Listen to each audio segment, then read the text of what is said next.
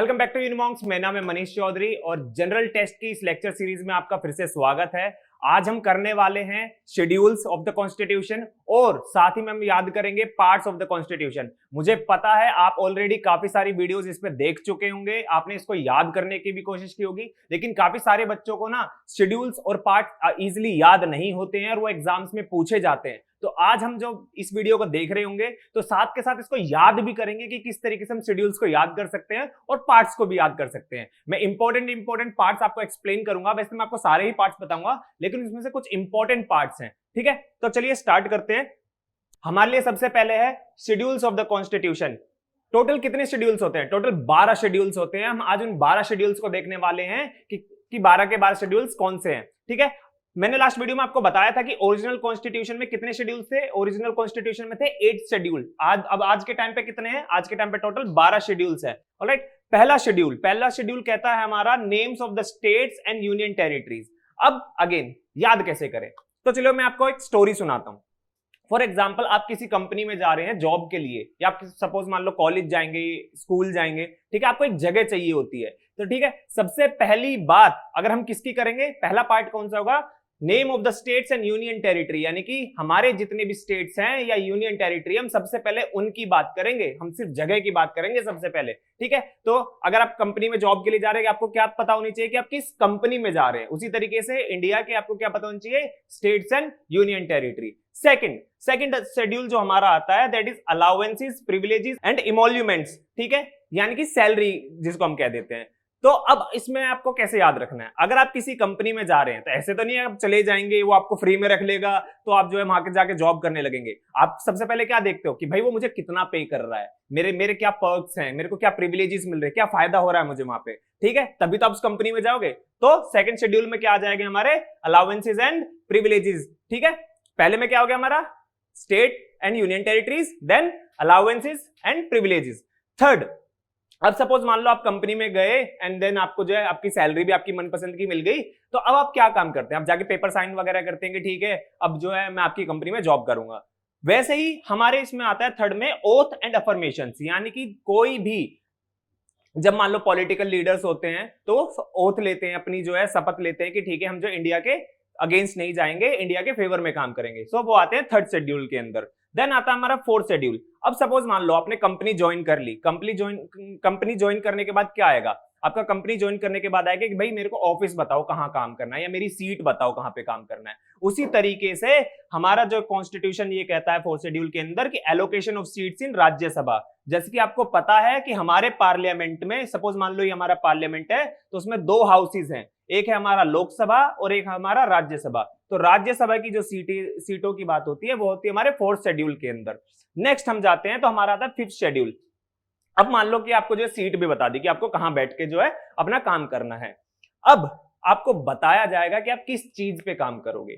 ठीक है, किस चीज के ऊपर जब काम करोगे, तो वैसे ही शेड्यूल के अंदर बताया गया है कि administration and control of schedule areas and schedule tribes, यानी कि हमारे जो शेड्यूल एरिया और ट्राइब्स हैं उनके एडमिनिस्ट्रेशन और कंट्रोल की बात की गई है फिफ्थ शेड्यूल के अंदर।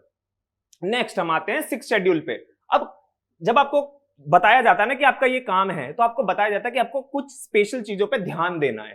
ठीक है, उनको आप जो है इग्नोर नहीं कर सकते। उसी तरीके से सिक्स्थ शेड्यूल में हमारा आता है एडमिनिस्ट्रेशन ऑफ ट्राइबल एरियाज। कहां के?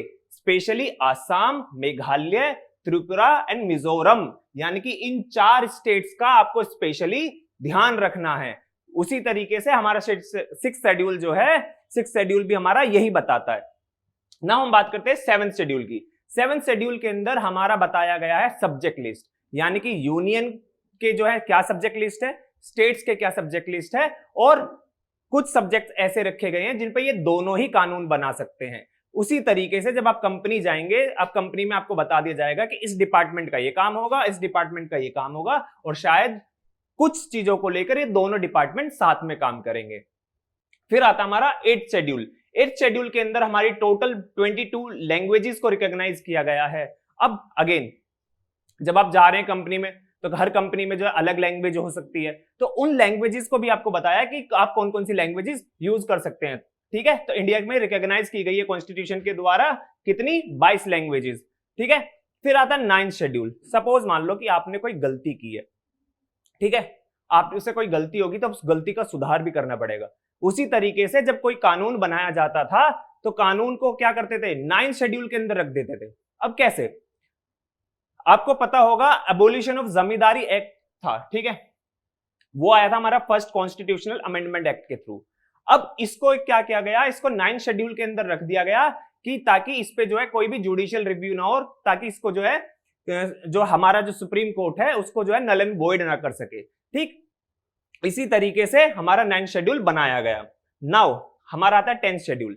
10th शेड्यूल में लेकिन अगर आप सपोज मान लो कंपनी में गए, कुछ आपने ऐसी बड़ी गलती कर दी कि जो आपकी माफ नहीं की जा सकती, ठीक है, ऐसी गलतियों के लिए मान लो कि फिर आपका बताया कि आपको क्या क्या सजा दी जाएगी, आपको जो किस तरीके से ट्रीट किया जाएगा। वैसे ही 10th शेड्यूल जो हमारा वो एंटी डिफेक्शन लॉ के बारे में बात करता है, जो हमारे मेंबर ऑफ पार्लियामेंट्स होते हैं या स्टेट लेजिस्लेचर के जो हमारे मेंबर्स होते हैं उनको लेकर कि अगर वो कोई भी डिफेक्ट करते हैं तो उनको किस तरीके से ट्रीट किया जाएगा। नेक्स्ट आता हमारा 11th शेड्यूल। 11th शेड्यूल में बात की गई है पंचायत के बारे में। ये शेड्यूल ऐड किया गया था 73rd कॉन्स्टिट्यूशनल अमेंडमेंट एक्ट 1992 के द्वारा, और इसमें जो है आपके सब्जेक्ट मैटर्स जो है स्पेसिफाई किए गए हैं, वो किए गए हैं 29 सब्जेक्ट्स, यानी कि उन 29 सब्जेक्ट्स पे पंचायत जो है अपने कानून बना सकती है। नेक्स्ट आता हमारा 12th शेड्यूल। 12th शेड्यूल में हमारा म्युनिसिपैलिटीज के बारे में बताया गया है, वो आया था हमारा 74th कॉन्स्टिट्यूशनल अमेंडमेंट एक्ट 1992 के द्वारा, और इसके अंदर टोटल 18 सब्जेक्ट्स हैं, यानी कि म्युनिसिपैलिटीज इन 18 सब्जेक्ट्स पे कानून बना सकती है। ऑलराइट, हमने सारे के सारे शेड्यूल्स देख लिए 1 से 12 तक। अब हम देखने वाले हैं पार्ट्स, ठीक है, कॉन्स्टिट्यूशन के कितने पार्ट्स हैं और उनको भी ऐसे याद करेंगे, ठीक है। Again same story. हमारा पहला पार्ट क्या कहता है, हमारा पहला पार्ट कहता है यूनियन एंड इट्स टेरिटरी, ठीक है, यूनियन एंड इट्स टेरिटरी की बात करेगा पहला पार्ट। उसके अंदर कितने आर्टिकल्स है, उसके अंदर टोटल 4 आर्टिकल्स है, यानी कि आर्टिकल 1, 2, 3 एंड 4 ये हमारा यूनियन एंड टेरिटरीज की बात करता है। आपने रिसेंटली न्यूज में काफी बार सुना होगा कि इंडिया का नाम भारत कर दिया, ठीक है, इस पे काफी ज्यादा जो है कंट्रोवर्सी क्रिएट की गई थी। लेकिन हमारा आर्टिकल 1 क्या कहता है, हमारा आर्टिकल 1 कहता है कि इंडिया दैट इज भारत, ठीक है, वो ऑलरेडी कॉन्स्टिट्यूशन में आपको दिया गया है, ठीक। तो आपका यूनियन टेरिटरीज आ गया। अब सेकंड, आपको जगह तो दे दी गई कि आपकी, ठीक है, आपको बता दिया कि ये हमारी जो है स्टेट्स है, ये हमारे यूनियन टेरिटरी है। अब उसमें कौन रहेगा, उसमें रहेंगे सिटीजन्स। उन सिटीजन्स के भी कोई राइट्स बताए गए हैं कि भाई कौन कौन सिटीजन्स होंगे, किनको सिटीजनशिप कैसे दी जाएगी, उनकी सिटीजनशिप कैसे वापस ली जा सकती है, और वो आते हैं हमारे आर्टिकल 5 से 11 तक। नेक्स्ट हमारा फंडामेंटल राइट्स। अगर सपोज मान लो इस टेरिटरी के अंदर ये सिटीजन्स रह रहे हैं तो इनके कुछ राइट्स होंगे, ठीक है, उन्हें कुछ अधिकार दिए जाएंगे। वो अधिकार किसके अंदर आएंगे, पार्ट 3 के अंदर, और पार्ट 3 के अंदर वो फंडामेंटल राइट्स किस आर्टिकल में दिए गए हैं, आर्टिकल 12 से लेकर आर्टिकल 35 के अंदर। नेक्स्ट, अगर सपोज मान लो ये तो हो गए हमारे राइट्स, मान लो मैं सिटीजन हूं, मेरे राइट्स। अब मेरे लिए गवर्नमेंट भी तो कुछ काम करेगी ना। अब गवर्नमेंट जो काम करेगी वो काम बताए गए हैं, वो डायरेक्टिव्स दिए गए हैं पार्ट 4 के अंदर, directive principles of state policy, ठीक है, याद रखेंगे 4 के अंदर कौन आएगा, directive principles of state policy. Article कितने हो गए, 36 से 51 तक। अब ये 4 आपके लिए सबसे ज्यादा इंपॉर्टेंट हो जाते हैं। नेक्स्ट आपका ये जो 4A है ना, ये भी, लेकिन मैं पहले 4 समझ लो। ये 4 क्यों इंपॉर्टेंट हो जाते हैं, आपसे पूछा जा सकता है कि भाई पार्ट 1 में क्या आ सकता है, पार्ट 2 में क्या, पार्ट 3, पार्ट 4, क्योंकि ये हमारे कॉन्स्टिट्यूशन का एक बेस, बहुत अच्छा बेस बनाते हैं। अब आपके लिए जब हम इसको डिटेल में करेंगे ना आगे जाके, मैं आपको कुछ फंडामेंटल राइट्स भी बताऊंगा, वो भी पूछ सकते हैं। मैं आपको कुछ डीपीएसपी भी बताने वाला हूं, तो वो डीपीएसपी भी पूछ सकते हैं, ठीक है। नेक्स्ट हमारा ये वाला 4A, part 4A। Part 4A में क्या है हमारा, फंडामेंटल ड्यूटीज, यानी कि मेरे अधिकार बता दिए, स्टेट्स के बता दिए कि भाई स्टेट हमारे लिए क्या काम करेगा। अब मेरा कुछ एक कर्तव्य बनता है, मेरी कुछ ड्यूटीज बनती है कि भाई मैं एक पूरे स्टेट के लिए, यानी कि एक पूरी की पूरी सोसाइटी के लिए कुछ करूं। तो उसमें कुछ ड्यूटीज बताई गई हैं कि क्या ड्यूटीज हैं हमारी स्टेट को लेकर, यानी कि गवर्नमेंट को लेकर या देश को लेकर, वो सारी हमारी आई है आर्टिकल 51A के अंदर। अब बहुत से बच्चों को ना याद नहीं होता है स्टेट्स, यूनियन टाइप, ठीक है, कौन से पार्ट में आएंगे। ये 4 अगर आप, ये 5 पॉइंट्स अगर आपने याद कर लिए, यानी कि part 1, part 2, part 3, part 4 and 4A, ठीक है, उसके बाद आपका आता है स्टेट का रोल, ठीक है, स्टेट का रोल। अब स्टेट में 2 तरीके से होती है, एक सेंट्रल गवर्नमेंट होती है एंड देन एक आपका स्टेट गवर्नमेंट होती है। सबसे पहले सबसे बड़ी गवर्नमेंट कौन सी है, सबसे बड़ी गवर्नमेंट है हमारी सेंट्रल गवर्नमेंट, तो हम सबसे पहले उसी की बात करेंगे, ठीक है। तो पार्ट 5 के अंदर आ जाएगा हमारा सेंट्रल गवर्नमेंट, बेसिकली हम उसको यूनियन गवर्नमेंट कहते हैं, यूनियन गवर्नमेंट।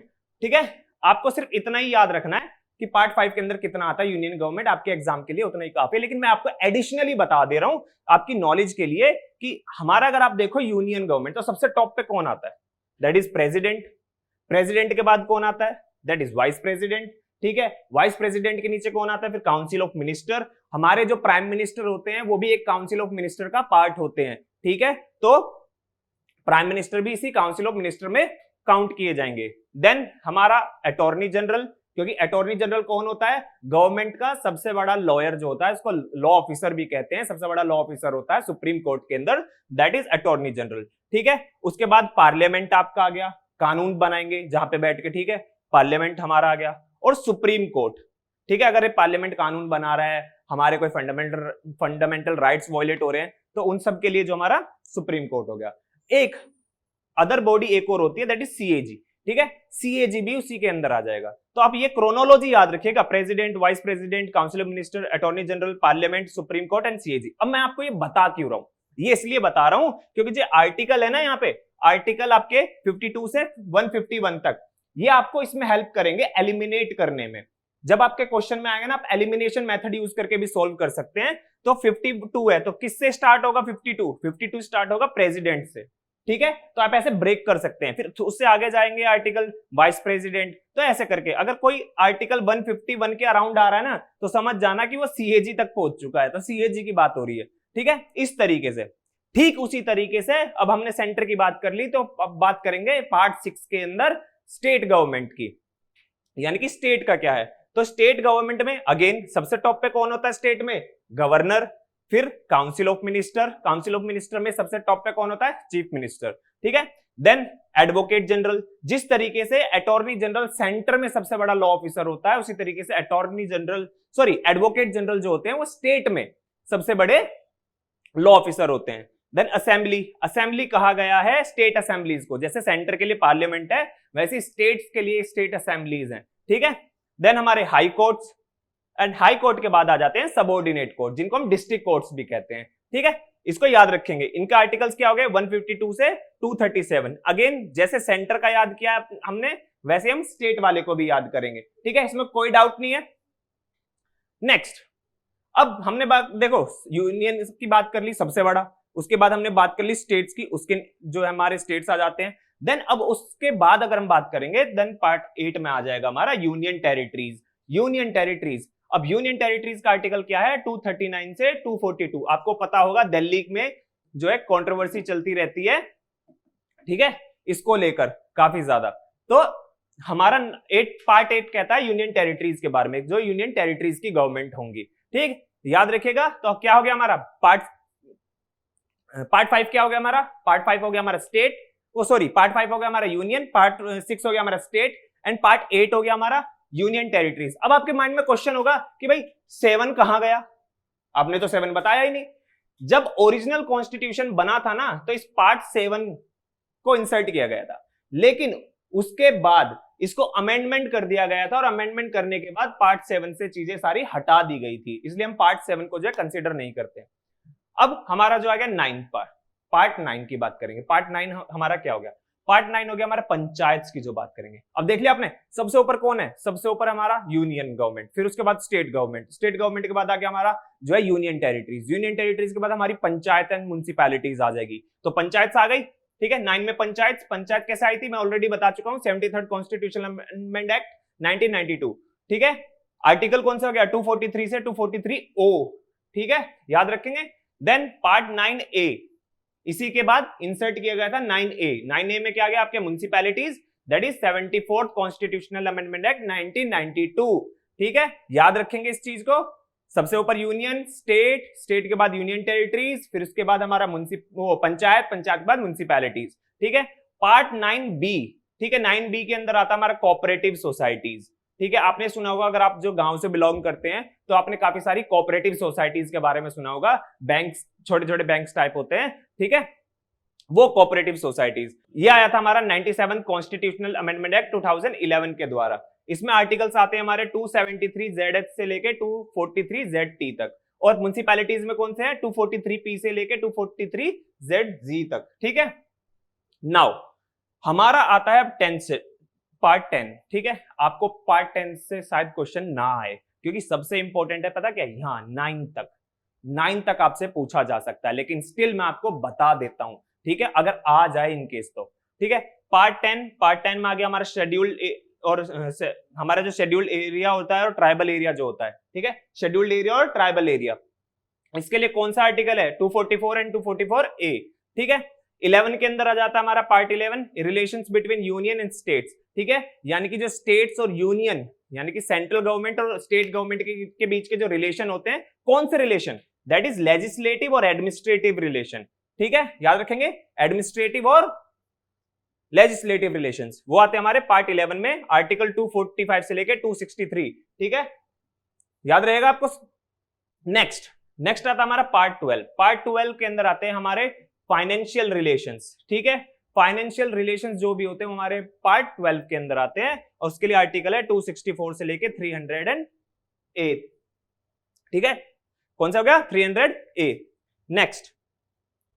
नेक्स्ट हमारा है हमारा हो गया पार्ट 13। पार्ट 13 में हो गया हमारा ट्रेड और कॉमर्स जो होता है, ठीक है, किसी भी दो स्टेट्स के बीच होता है या फिर किसी भी दो स्टेट्स के बीच में होता है या उसी पर्टिकुलर स्टेट में होगा, ठीक है, उसका जो भी ट्रेड काउंट करेंगे वो आएगा हमारे किसमें पार्ट 13 के अंदर।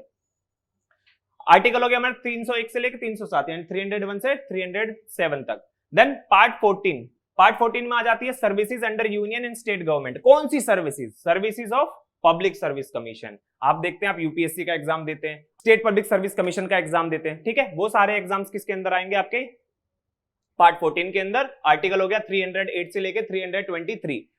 अब आपके लिए जो एक इंपॉर्टेंट पार्ट है ना, मैंने कौन सा बताया था 9 तक आपके 9B, ठीक है, 9A 9B ये आपके लिए बहुत इंपॉर्टेंट है 9B तक। उसके बाद अगर आपके लिए कोई सबसे ज्यादा इंपॉर्टेंट है दैट इज ये article 14A। Article 14A important है क्यों, क्योंकि ट्राइब्यूनल्स की बात करता है और ट्राइब्यूनल्स कौन से एक्ट से आए थे, that is 42nd amendment act 1976 से हमारे जो है ट्राइब्यूनल्स आए थे। आर्टिकल कौन सा है 323A एंड 323B, ठीक है, समझ जाएंगे। अब ट्राइब्यूनल्स क्या होते हैं, बहुत सारे कंफ्यूज हो जाते हैं। ट्राइब्यूनल्स क्या होते हैं, ट्राइब्यूनल्स एक अलग से कोर्ट टाइप होते हैं जो बनाए जाते हैं पार्लियामेंट के द्वारा, ठीक है, वो भी कोर्ट की तरह ही फंक्शन करते हैं। बाकी आपको इससे ज्यादा भी जानने की जरूरत नहीं है। नेक्स्ट पार्ट 15 में आ जाता है हमारे इलेक्शंस और इलेक्शन कमीशन हमारा आ जाता है, ठीक है। इलेक्शन कमीशन याद रखेंगे कि आप जो है वो ऑल ओवर इंडिया का है, लेकिन वो पार्ट 5 में नहीं जाएगा, वो पार्ट उसके लिए अलग पार्ट है, पार्ट 15, ठीक है। आर्टिकल हो गया 324 से लेके 329A तक।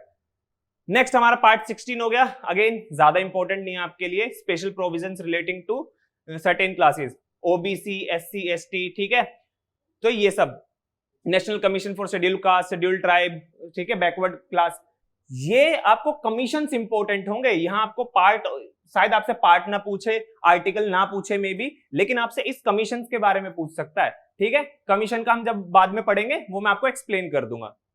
देन पार्ट 17 हो गया हमारा, उसमें आ जाती है हमारी ऑफिशियल लैंग्वेजेस, ठीक है। ऑफिशियल लैंग्वेज आर्टिकल हो गया 243 से 251, ठीक है। आर्ग्यूमेंट होती रहती है आर्टिकल 350 को और 351 को लेकर। अगर आप न्यूज फॉलो करते होंगे तो आपको पता होगा कि ये क्या है, ठीक है।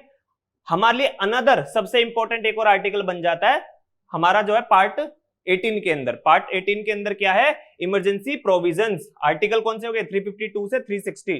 3 तरह की इमरजेंसी होती है और वो जो 3 तरह की इमरजेंसी होती है मैं कब बताऊंगा, जब आपको इमरजेंसी वाला चीज कराऊंगा, ठीक है, वो मैं बाद में कराऊंगा आपको। तो याद रखिएगा कौन कौन से हो गए 9B तक, देन उसके बाद 14A, देन आपका जो है पार्ट 18 और ये आर्टिकल हो गया। नेक्स्ट आपका 19, पार्ट 19 में मिसलेनियस चीजें आ जाती है, ठीक है, हम उसको डिस्कस करने की बिल्कुल जरूरत नहीं है। एक आर्टिकल ये इंपॉर्टेंट है आपका पार्ट 20 में क्या हो गया आपका amendment of the constitution, article 368, ठीक है। उसके बारे में मैं आपको बाद में बताऊंगा कि जो है हमारे आर्टिकल 368 के अंदर क्या क्या चीजें आती है। अब आपका बचा पार्ट 21 एंड पार्ट 22। इसके अंदर आप देखिए 21 के अंदर टेम्परेरी एंड ट्रांजिशनल प्रोविजंस हैं, ठीक है, एंड देन 22 के अंदर शॉर्ट टाइटल्स हैं, ये आपके जो है इतनी ज्यादा इंपॉर्टेंट नहीं है, एग्जाम नहीं पूछेगा। मैंने आपको बता दिए जो जो चीजें आपको याद रखना है। पार्ट 20, पार्ट 18, पार्ट 14A और पार्ट आपको 9B तक, ये तो आपको रटे हुए होने चाहिए, आपके फिंगर टिप्स पे होने चाहिए, ठीक है। इनमें से क्वेश्चंस आ सकते हैं। ऑलराइट, अगर आपको वीडियो अच्छी लगी है तो वीडियो को जो है आप शेयर कीजिए, लाइक कीजिए और चैनल को सब्सक्राइब कीजिए। नेक्स्ट वीडियो में मिलते हैं। Thank you.